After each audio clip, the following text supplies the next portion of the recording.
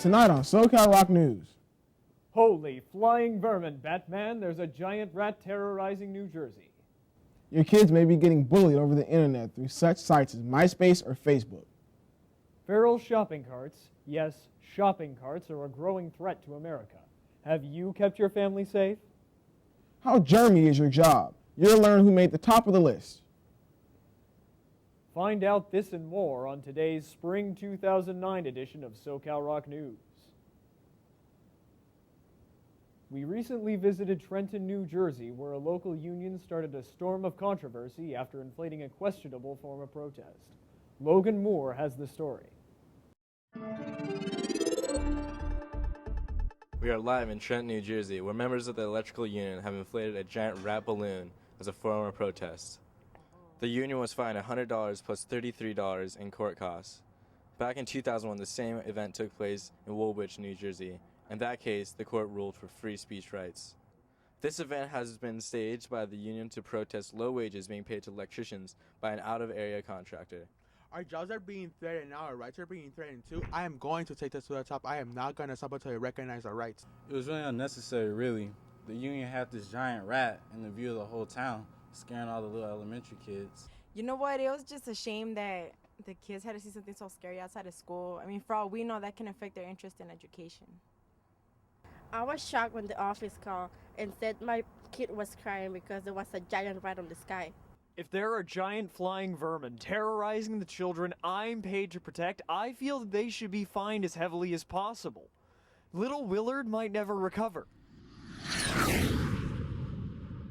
The union may argue that their freedom of speech rights were violated, but the fact is, little children and parents were terrified. This is Logan Moore for SoCal Rock News. Have a good night.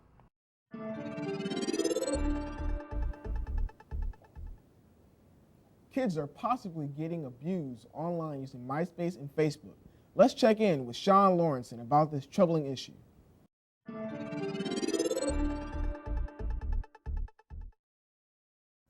Over 100 million people use Facebook or MySpace every day. With this much use, we also see a lot of abuse in the form of cyberbullying. To prevent cyberbullying, Facebook, MySpace, and Google signed a pact with the European Union to improve safeguards against these offenses. The European Union said networking sites are used by 42 million people currently, and they expect that number to almost triple to 107 million by 2013. Even though this safeguard is voluntary, Google plans to make the Report Abuse button available to all our users. In Poland alone, 52% of internet users ages 12 to 17 were exposed to abuse online. It starts with a simple chat and then inappropriate pictures or comments are sent. We recently spoke to a victim of online abuse. Well, at first, we were talking online, and I'm over here thinking, hey, I met a new friend. And all of a sudden, he started sending me nasty pictures, and at that point, I knew something was wrong. U.S. authorities announced earlier this month that they had identified and removed over 90,000 sex offenders from social networking sites. If you or someone you know has been a victim of online abuse, please contact your local authorities. This is Sean Lawrenson for SoCal Rock News.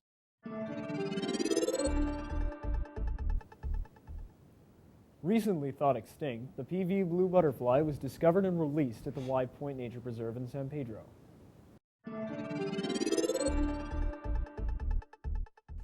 Have you ever tried decorating your bedroom, and when you start to move stuff, you found that one thing that was once lost?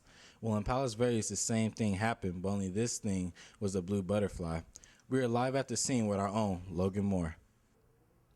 On March 21st, 2009, the Palos Verdes blue butterfly was released into the wild after being held in captivity for 15 years. My name is Lieutenant Colonel John Raymer. I'm the commander of Defense Energy Support Center Americas West, commander of this facility, and today we're going to be reintroducing the Palos Verdes blue butterfly back into the wild. By 1984, the blue butterfly was believed to become extinct. It's an endangered species. It was on the brink of extinction, and now we're actually reintroducing it to the wild, largely due to the efforts of some of the conservancy groups and the Department of Defense, who's funded this everything that goes on here. But in 1994, the butterfly was discovered at a site managed by the Department of Defense in San Pedro, California. 720 Palos Verdes blue butterflies were released in the wild. Moore Park College in Ventura County is responsible for raising these 720 blue butterflies in captivity. Each butterfly was fed in a diet of honey water mixture, which was a substitute for the cocoa weed and deer weed. This is what they eat. If you walk on this, you're walking on their kitchen table. There's two ways to actually tell the difference between a male and a female butterfly in the Palos Verdes blue. The males, when their wings are spread out and they're sunning themselves, you can tell the males because the blue in their wings extends all the way out to the tip, and then there's a black outline. With the females, the blue extends about halfway, and then it fades into a very dark gray after that. The other way to tell is by their feet, and often when we're working with them in the lab, we sex them by their feet because they are a veliform butterfly, which means that their dorsal sides are often touching, so you only get to see the underside of their wing, and that makes it impossible to tell from the color. Their feet, they both of course have 6 legs. With the females, all 6 legs have a little foot at the end, so when they walk it looks very graceful, like each foot is just following the other. With the males, the hind 4 legs have the foot, but the front 2 legs sort of come down to a peg leg, to a point. The Palos Verdes blue butterfly is restricted to the cool, fog-shrouded seaward side of the Palos Verdes hills. Unfortunately, the number of blue butterfly adults that were discovered in 1994 have not increased. Now from our On the Scene news team is Logan Moore.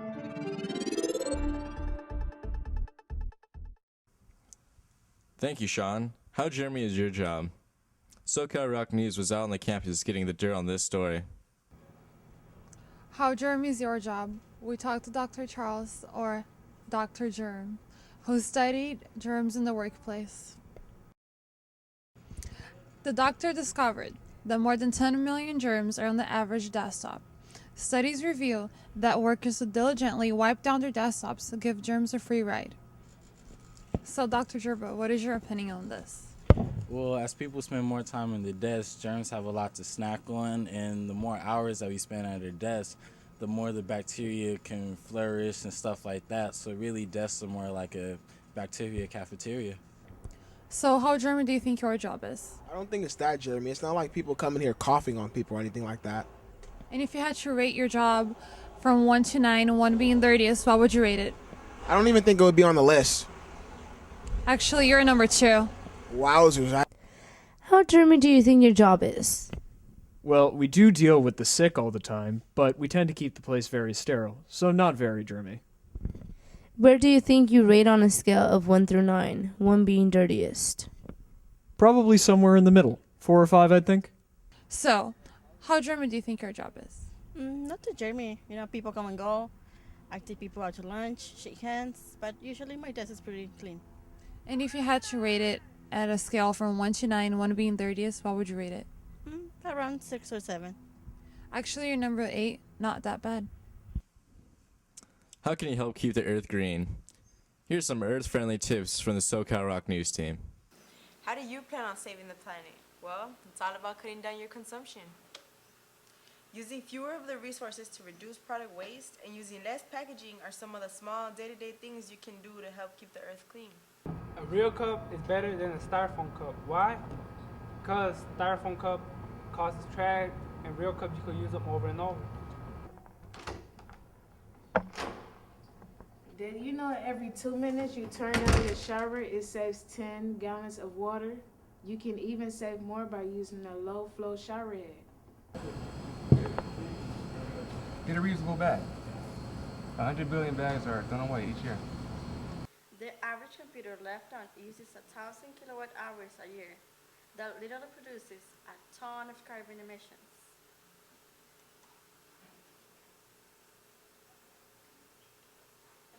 Natural cleaners like vinegar and baking soda make a great job without hurting the planet. A little bit of vegetable oil and lemon juice make a great wood polish. Every year, 100 million trees are chopped down for junk mail. If you want to stop this junk mail, please visit www.dmachoice.org/MPS. Remember, reduce, reuse, recycle. It's easier than you think. I'm Giovanna Zepeda for SoCal Rock News. Munching on the job can be good for you. Here's some food for that. Snacking is not a bad thing if you choose to snack on the right things. Imagine you ate so fast that you felt really sick.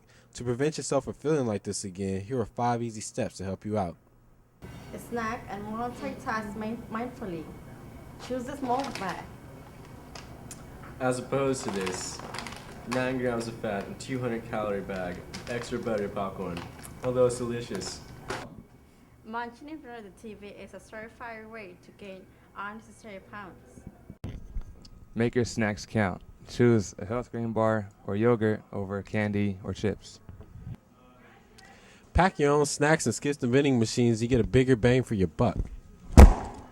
Choose your midnight snack wisely. Avoid the leftover cupcakes.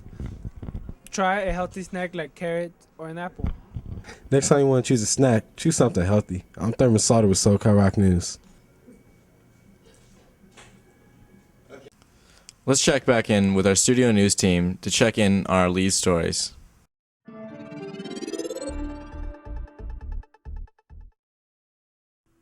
Imagine you're pulling out of the parking lot of your local market after shopping for dinner for your family.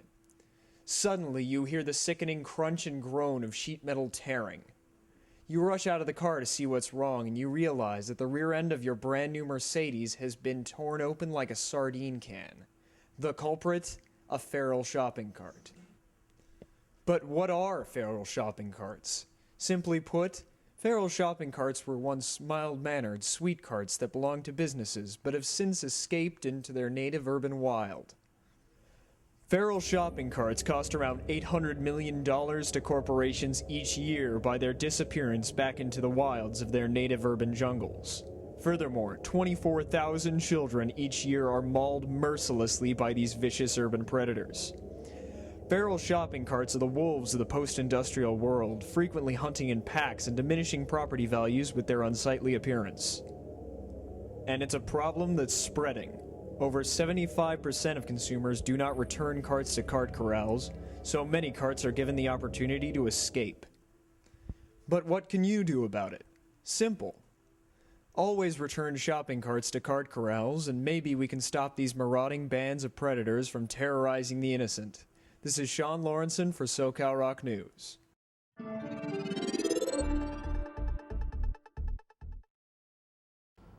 We're standing here in a residential area in Delaware where 24-year-old Matthew Harnett has been arrested for burglary. It was said that this young repairman went into Delaware homes to fix heaters and walked out with thousands of dollars of gold and jewelry, according to the police department. He was arrested this morning at a local pawn shop. We're currently here with the cashier that called in the crime. Could you tell the viewers what you saw? Last week, when he came in with a bag of jewelry, I didn't think anything of it until the next morning when he came in with multiple bags. So I thought it was suspicious and I called the police. The heater in my house wasn't working, so I called the repairman. He came and fixed it, but when he left, I noticed my jewelry box was gone. So tell us, how exactly did you catch this burglar? For the last few weeks, we have had many reports of this repairman. We alerted pawn shops in this area, and today we have had a call. If you are a victim of this jewelry thief, please contact me. If you can prove ownership, your items will be recovered.